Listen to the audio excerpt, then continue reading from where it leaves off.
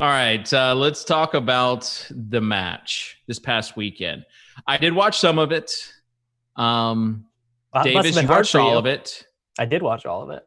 Yeah. Why would it be hard for me? Well, as we've noted on this show, you don't enjoy gambling on things or playing daily fantasy or in general wagering money on future uncertain events in sports. Oh yeah, I mean, I didn't have any money on the match. Like, I didn't.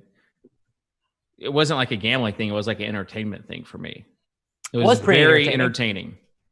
Yeah. And all of the shots and the trash talk. That The trash talk was mostly bad. Mostly just like some big dweebs being dweebs, but it was really good. Like, well, I mean, was there a person on this country who did not enjoy watching Tom Brady hit multiple shots into the water? Like, at one point he shanked a shot so bad he had to retee, and then he lost his provisional as well. That was, to me, I really thought that was the highlight of the broadcast, was just 2 straight shots into the water. Did you say on this country?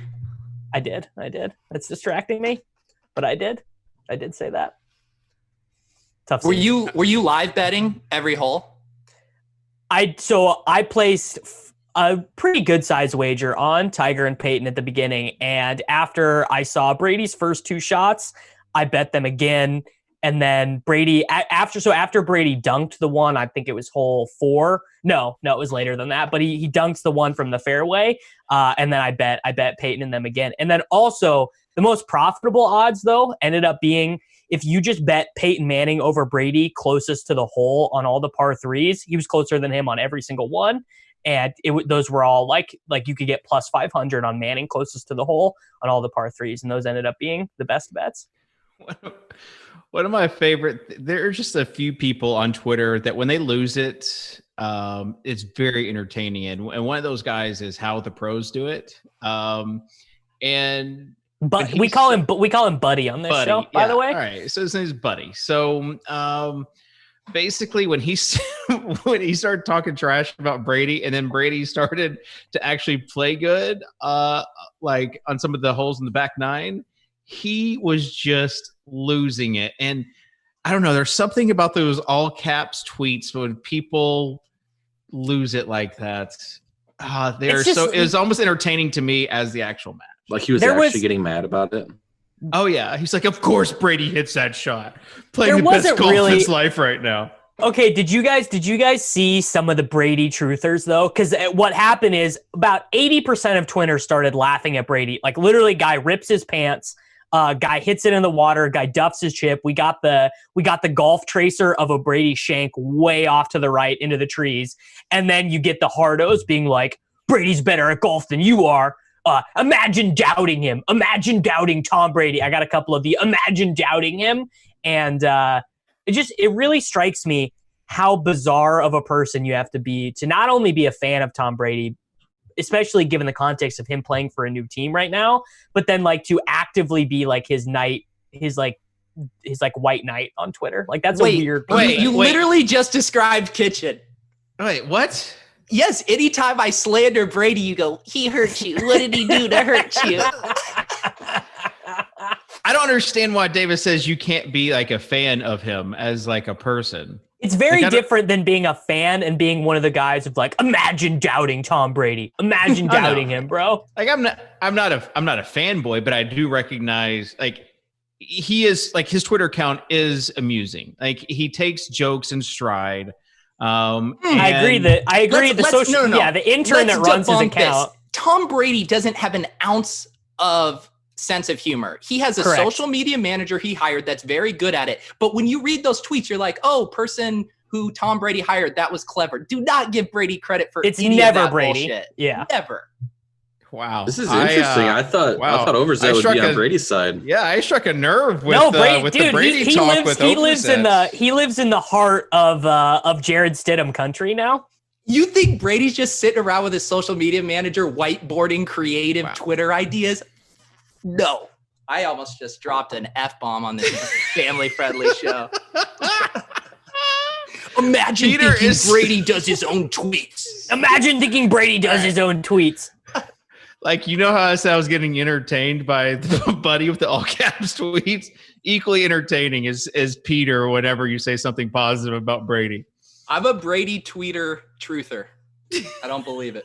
So I need to reverse a little bit. One thing that we got, I mean, Peyton Manning's legit good at golf. Like, Manning could go out on whatever golf course you play at locally and shoot like an 82 pretty much without breaking a sweat. Like, on the back half, the alternating shots, like, his approaches were like hanging with Mickelson, which I thought was incredible. Well, Brady's an 8 handicap. Okay, all right. Here we go. Legit or a bit, or here, new segment on the show. Big or lie. My name's Michael Jordan. I ate a pizza that poisoned me that 5 guys delivered to me that I ordered under my real name at a hotel room the night before a playoff game. Or my name is Tom Brady. I'm an 8.1 handicap. Which is the bigger lie, Tuttle?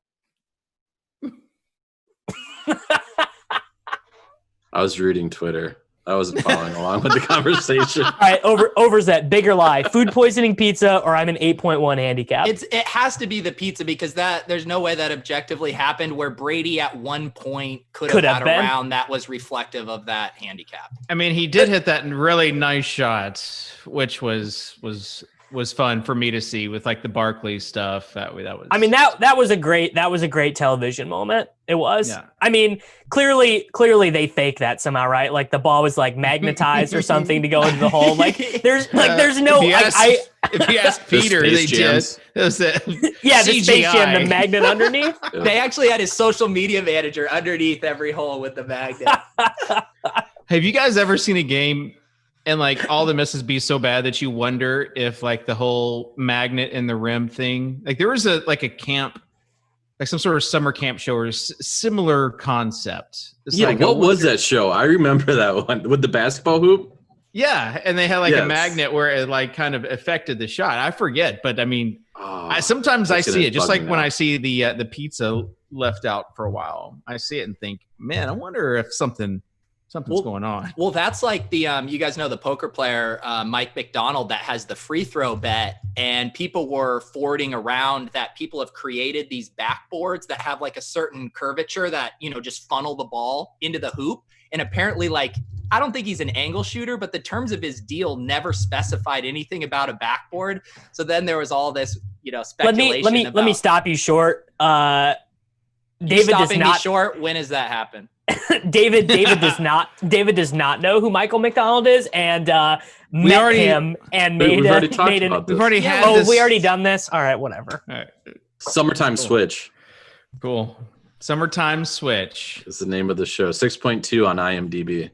No, there you go. All right. Would you like to see the match part 2 as far as other, like the same concept? I want to watch Rodgers play with, like, his brother and Jordan Love. I want to watch Rodgers play and lose McCarthy. And watch him throw a fit. Obviously, yeah. Mike McCarthy did nothing wrong. The obvious quarterback though that should play is Romo should come and play with someone, right? Because Romo's actually good. Like, Romo was almost good enough to be. Do you want to see people that are really good, or do you want to see like a pro paired with like someone that it's going to be kind of bad? Like, well, you can't have super bad. Yeah, like Brady, like if it wasn't Tom Brady, like if that was like Kirk Cousins and he was that bad, it would not have been entertaining. That would have been like painful TV. Right. I think like a really good match would be like Dustin Johnson and Romo against Tiger and Peyton. My idea was, what if they did some sort of like winner stays on thing, and like so the team that wins plays again the next weekend, and then if that team loses, then the team that wins stays on, and then every week there's like a new PGA Pro quarterback pairing, or like Steph Curry could come and play. I was about to say, I like to see Steph. Steph would be the guy that I would like to see. Yeah, Steph is he's probably about as good. He's probably a little bit better than Peyton, actually. I would imagine he's like a 4 handicap, I think. What about like Barkley? So that's when you get to the realm of like, this guy's so bad, it's you don't really want to watch 18 holes of that. Like, do you know what you could do that would be good TV for that? Is if you had guys like Barkley and guys that you wouldn't want to watch for a full round, but you do like a celebrity shot where you have to tag in someone for, you know, 1 shot a hole, or maybe, I don't know, whatever it is, to where we do get to see a couple Barkley swings. That would be funny.